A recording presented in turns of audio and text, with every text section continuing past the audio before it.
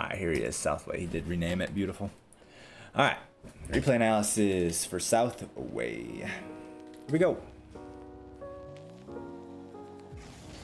Boom. Nice kickoff. Secures the boost. Really good so far.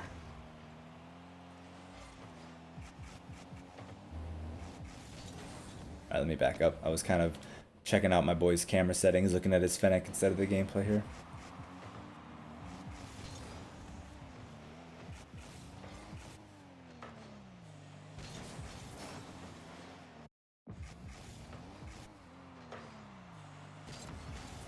That's not bad.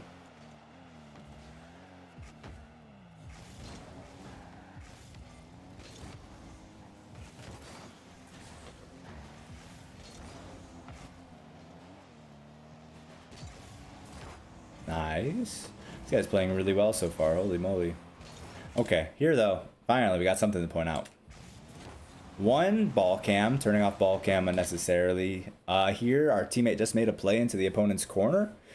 You guys are possibly about to have a center ball here, the way this play is developing. And by turning off our ball cam, we're not able to see what's going on over in that corner. So we want to kind of keep our ball cam on as much as possible here because we're pushing into offense, especially we're pushing into their corner. We got to be able to see what's going on. And also, instead of going for this mid boost here, for the same reason, because we might have an opportunity coming up here, let's just pick up these pads. Boom, boom, boom, and then we're center. We're here, and then, okay, that doesn't happen. It doesn't get in front of the net, but okay, we've got these 3 pads already. We're grabbing this pad as we push this way, and look, we could have next touch right now, which looks like our teammate has to come get the next touch because we're not there. We back up and look at this play. We could be on this ball right now. Our teammate wouldn't have to be on this ball right now. Kind of works out anyways, but something to keep in mind. Let's carry on. Nice. Looking really solid so far though, especially mechanically. Recoveries look pretty on point at the moment.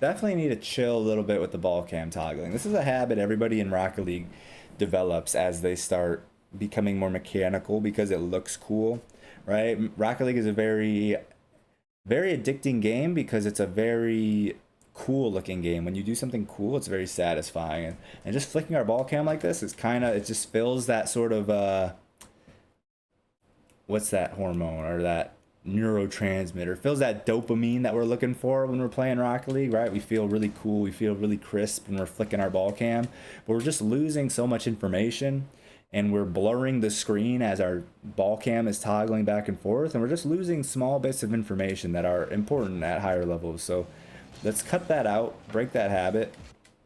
Like here, if we're not flicking our ball cam, we can be paying better attention to how and where Fid is flipping. We can see where he's flipping. We can identify where he's going to land, if he's going to be able to challenge our teammate right away or not, or if our teammate's going to have a clean beat, and if we should push aggressively to get in front of the net here. Just losing some of that information that we could be gathering a lot quicker.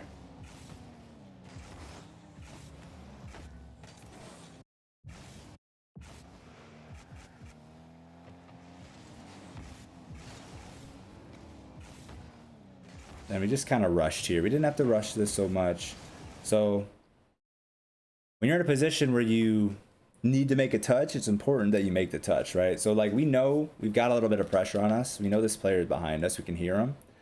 And we know if we don't touch this, we're in a bad spot. So we know we need to get a touch. So just focus on getting the touch. It's better to take the time to get the touch and make sure you don't miss than to go for the touch unnecessarily quick and then whiff, and then you're in the position you were trying to avoid in the first place. This probably should have been a goal. He put that on target. I don't know if your teammate was back, but regardless.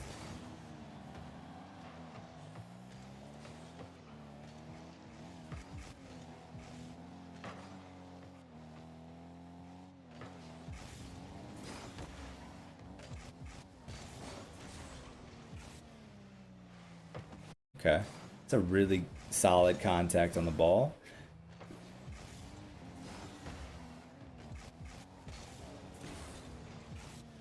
So the one thing I would like to see better here, how much boost do we have when we go up for this?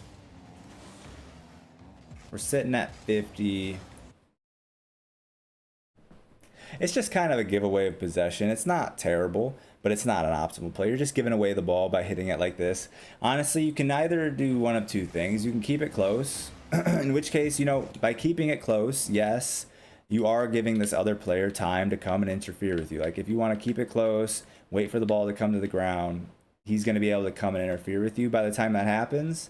So a lot of the time what I'll do in that position is I'll just sort of hover on the wall, let the ball bounce. If he interferes, he interferes. If he gets close and he doesn't touch the ball and it bounces and now I'm up here on the wall with the ball bouncing up towards me, I'm kind of in an advantageous position. I still don't have a ton of options, but at the end of the day, keeping possession and not having a ton of options is still better than just giving them the ball anyways.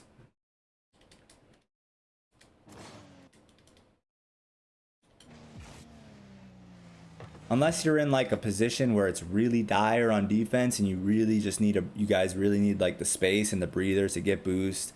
And you know, we've all been in those situations on defense. Sometimes you need a hard clear it just to relieve some pressure. But if that's not the position you're in, 99% of the time, you should try to keep possession. Try to keep the ball close. Now, if you had the boost back there to go for the double tap, okay, that could be an option. Or, yeah, that's about it.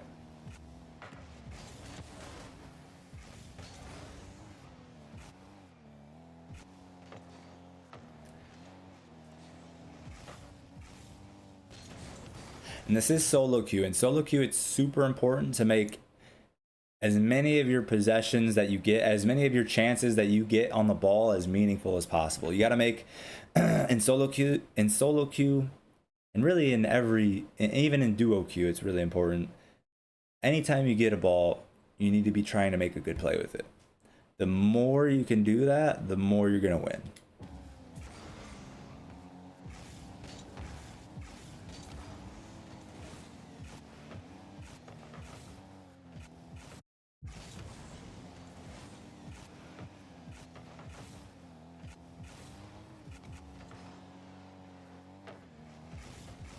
Okay.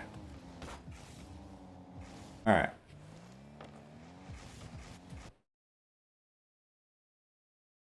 So I don't mind cutting it into midfield right away. I was thinking you were going to take it all the way back to your corner, make a play out of your corner, off the sidewall, you know, an aerial play out of your corner.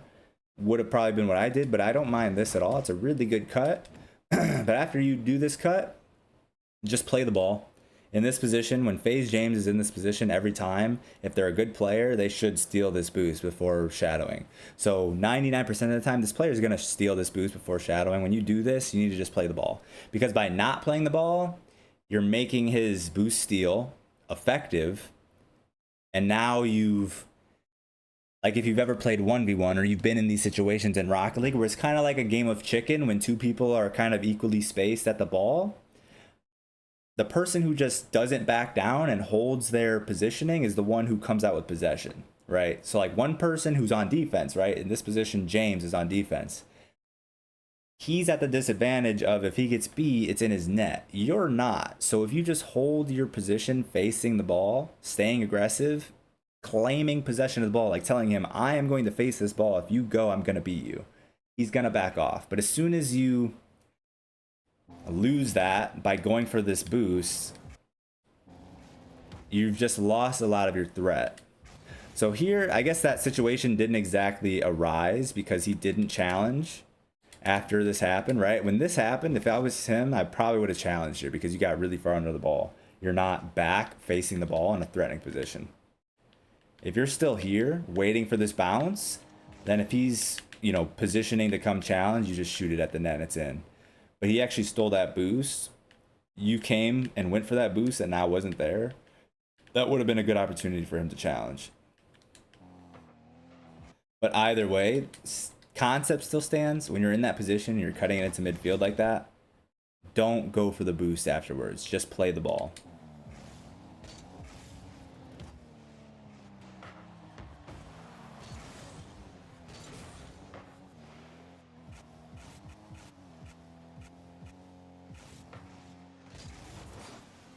Let's see this. A little risky. So we are last here. We're last, man. We're last, man. We know Fid is wanting to make a touch. Honestly, this is where I would stop and wait for Fid's touch. You get a little too close. If you stop here and wait for his touch, if he makes a soft touch, you can instant challenge like you want to. Or if he makes a play towards a wall or something, then you're able to follow it up. But you get this close, and you've kind of given him the opportunity to outplay you. You just got a little too close there.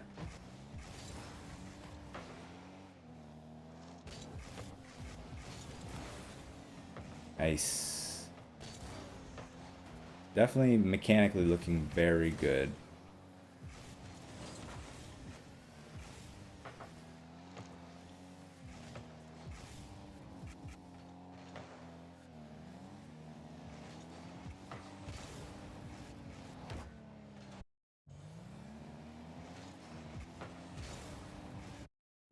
Let me go back one more time.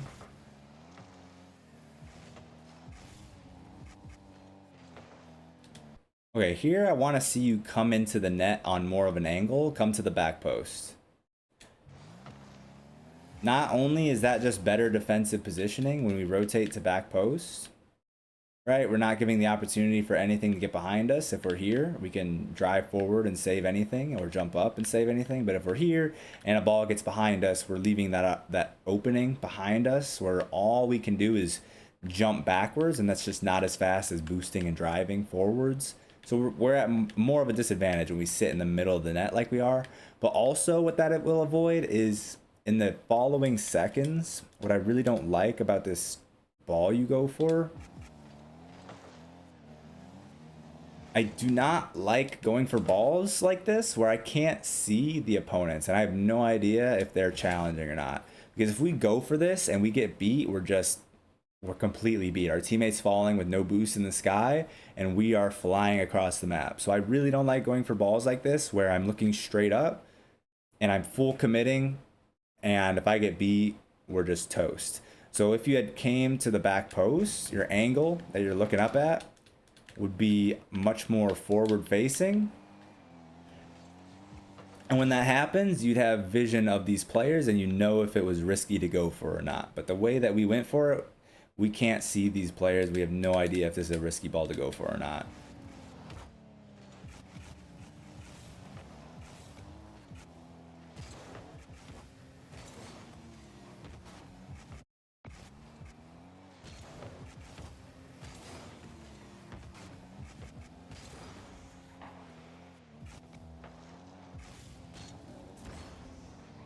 Getting really solid touches on the ball. That's pretty impressive. We are still giving away the ball a lot by doing this, but I will commend you on the strength you're getting on your touches is very impressive. But like here, what I would rather see is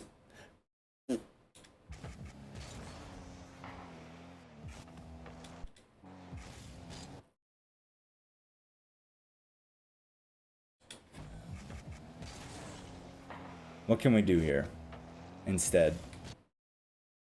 Honestly, we probably have the time and space to wait for the bounce and then pop it up for an air dribble. I think we actually do have the space for that. Or, at the very least, what we can do is, when it comes to the ground, we chip it left or right around this guy. Probably left. I would assume this guy is going to challenge more right side.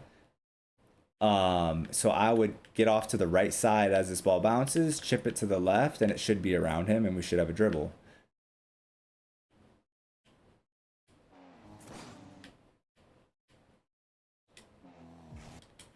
So again, we need to try to find more ways to keep possession, keep control of the ball, and actually make threatening offensive plays. When they have a player back on defense, shooting from across the map like this is not usually going to catch people out. Sometimes you might catch people out of position, but what's going to work more often is taking control, and you have really good mechanics, so I know you can take control and make good plays.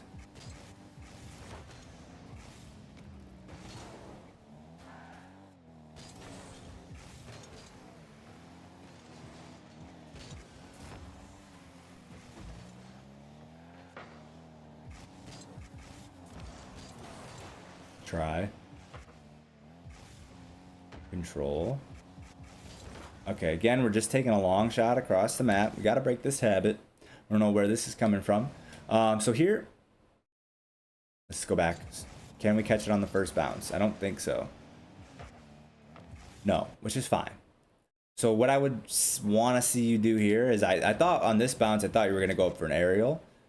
With 70 boost, going up for an aerial here is going to be hard. I don't recommend it. Honestly, I would have taken the dribble towards the right. You got to take this dribble towards the right on this bounce because you know this player, maybe not this time, but a lot of the time, that player behind you is going to be chasing you down for the interference on their way back.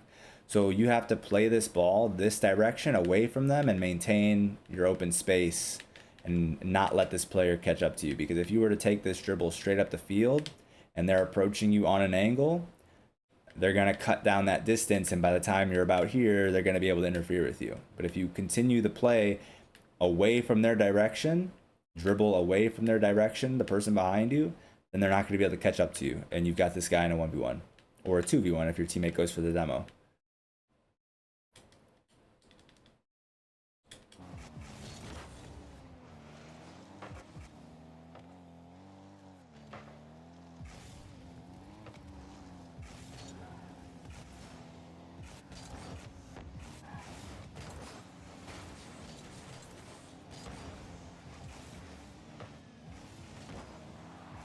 Okay, let's go back one more time. Our rotation back. Can we do anything a little better here? Okay. So just a little earlier, we need to recognize here. The play here for our teammate is always going to be, if they're smart. Let me bring up the pen. I forgot to bring up the pen before this analysis started. Switch to borderless so you can see it. And make sure we're on display capture. Boom. Okay, should be able to see the pen. Beautiful. So our teammates play in this position every time should never beat a challenge in this position. This is always a losing challenge. I hate when I see it in my own games. If somebody's pushing the ball here and you're challenging like this is always a losing challenge. Never take this challenge. You should always be letting this ball come back and you're grabbing your corner boost and either challenging here in the corner or fake challenging and playing from there. But never, ever, ever should you be taking a 50-50 where you are facing either straight at the wall or back towards the wall and they're coming this direction, because that is a losing 50 every single time. Never do that. So we know our teammate isn't going to do that, hopefully. And so we know their play is going to be to go to this corner boost. So we're not getting this corner boost. Recognize that here. You've interfered as much as you could with the play. You bumped their second man. You're not catching up to this guy to bump him. So recognize that as soon as possible and start picking up pads. So that way we're not arriving back to net with 0 boost.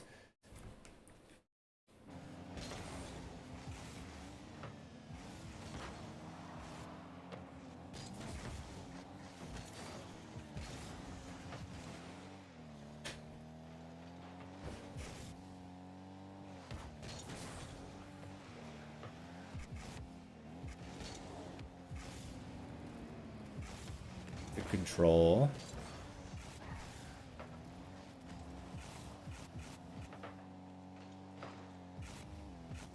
Okay.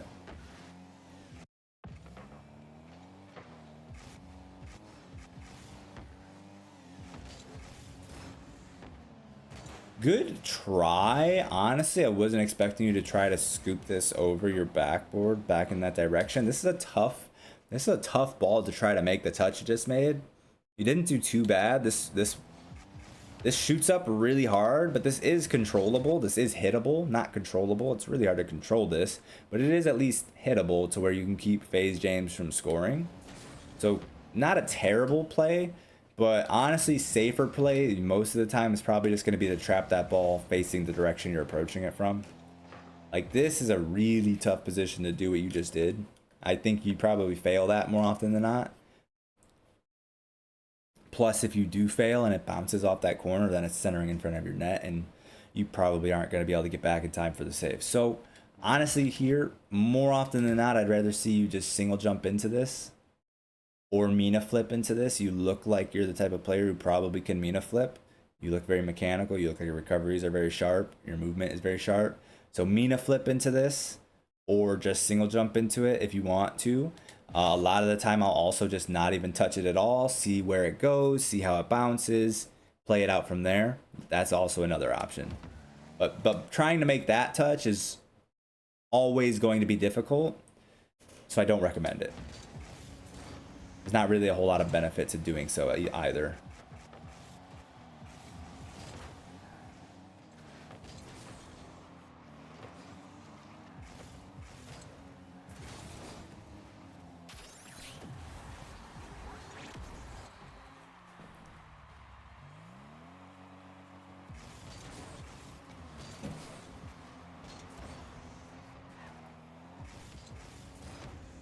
Okay.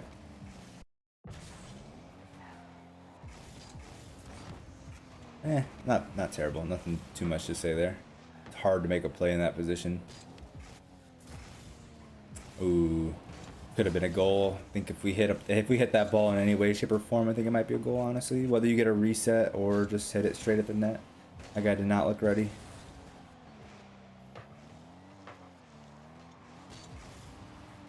Okay, pre-jump, kind of unnecessary as well here. So let's see this.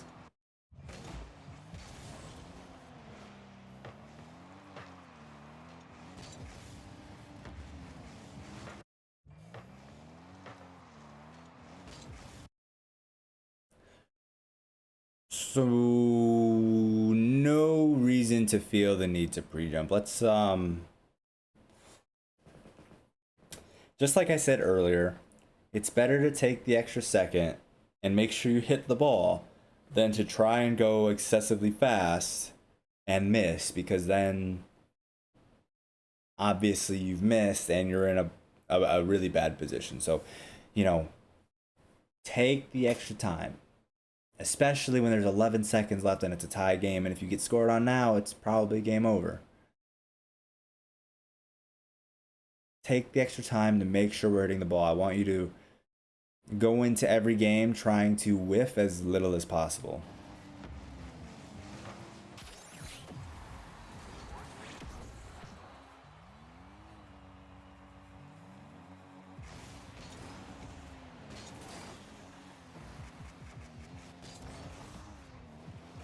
Okay, here.